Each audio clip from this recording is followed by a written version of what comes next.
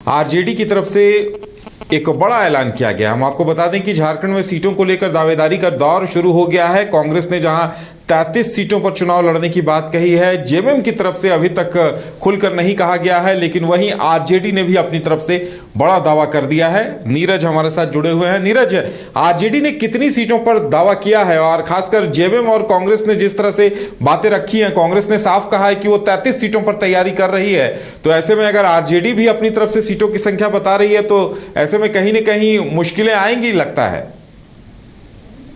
तो प्रदेश प्रभारी हैं जयप्रकाश नारायण यादव, उनके अध्यक्षता में आज आरजेडी प्रदेश कार्यालय में बैठक हुई, जिसमें कई जो यहाँ प्रदेश अध्यक्ष थे वो थे, उनके साथ साथ कई जो आला नेता थे झारखंड प्रदेश के वो उस बैठक में मौजूद थे। साथ ही सभी जिलों के जो जिला अध्यक्ष थे, साथ ही जो प्रमुख लोग थे आरजेडी के, वो इस बैठक में मौजूद थे। और कई घंटों की बैठक के बाद जब प्रेस कॉन्फ्रेंस किया गया और हम लोगों ने जब सवाल पूछा कि कितने सीटों पर दावेदारी जो है आरजेडी ठोक रही है आगामी विधानसभा चुनाव में, तब कोई स्पष्ट आंसर नहीं दिया गया, लेकिन एक आंसर दिया गया कि सम्मानजनक स्थिति में जो आरजेडी के लोग हैं वो लड़ेंगे, आरजेडी लड़ेगी।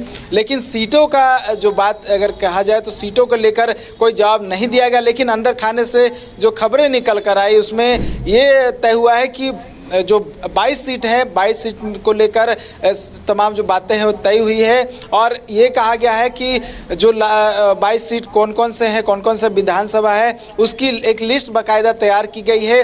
और वो लिस्ट जो केंद्रीय अध्यक्ष हैं, उनके राष्ट्रीय अध्यक्ष जो हैं लालू प्रसाद यादव, उन्हें भेजा जाएगा, उसके बाद निर्णय लिया जाएगा। लेकिन ये सामने से मतलब आधिकारिक रूप से कह सकते हैं, आधिकारिक रूप से कहने से बचते हुए रहे।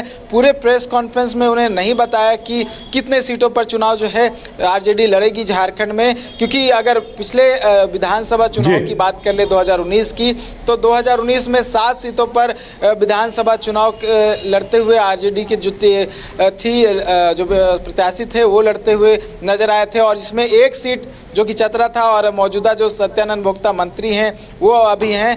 तो ऐसे में कहीं ना कहीं आरजेडी इस बार तैयारी में लगे हुए कि अधिक से अधिक सीटों पर दावेदारी जो है ठोके और कोशिश करे कि ज़्यादा से ज़्यादा सीट जो है आरजेडी को यहाँ पर मिले और जीतने की कोशिश भी हो। तो यही वजह है कि बहुत पहले जो है इस तरह की बैठकें आयोजित की जा रही है और कहीं ना कहीं कोशिश की जा रही है कि सीट शेयरिंग को लेकर जो है एक नेतृत्व डिसाइड हो और एक दबाव बनाने की कोशिश हो, ताकि पिछले विधानसभा चुनाव से इस बार अधिक जो है सीट मिले, ताकि अधिक से अधिक प्रत्याशी को उतारते हुए जीत सुनिश्चित करे आरजेडी की ओर से आई।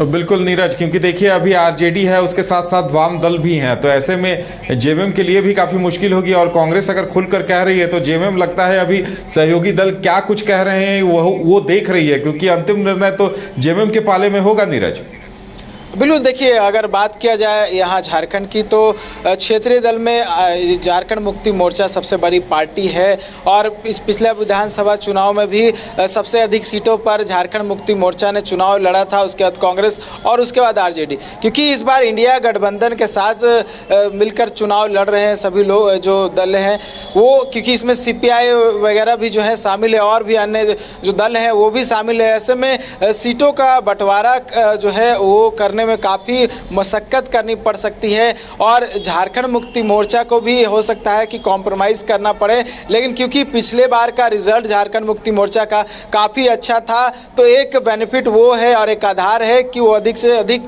सीटों पर दावेदारी ठोक सकती है। और कांग्रेस भी है, क्योंकि कांग्रेस भी अच्छा खासी सीटों पर जीत दर्ज की थी। तो कांग्रेस और झारखंड मुक्ति मोर्चा झारखंड में फिलहाल मजबूत है। अन्य जो दल हैं उसको अगर कह सकते हो उन्हें कॉम्प्रोमाइज़ करना पड़ सकता है अगर कोई बड़ा आधार ना हो, कोई बड़ा प्रत्याशी ना हो उनके तरफ से। लेकिन डिपेंड करता है कि क्या कुछ सीट शेयरिंग को लेकर डिसाइड होता है, क्योंकि अभी जो है इंडिया गठबंधन की बैठक फिलहाल नहीं हुई है। सभी अपने अपने प्रत्याशी को लेकर, विधानसभा चुनाव को लेकर जितनी पार्टियां हैं इंडिया गठबंधन की वो अलग अलग बैठक कर रही है। अभी सामूहिक रूप से कोई बैठक आयोजित नहीं हुई है।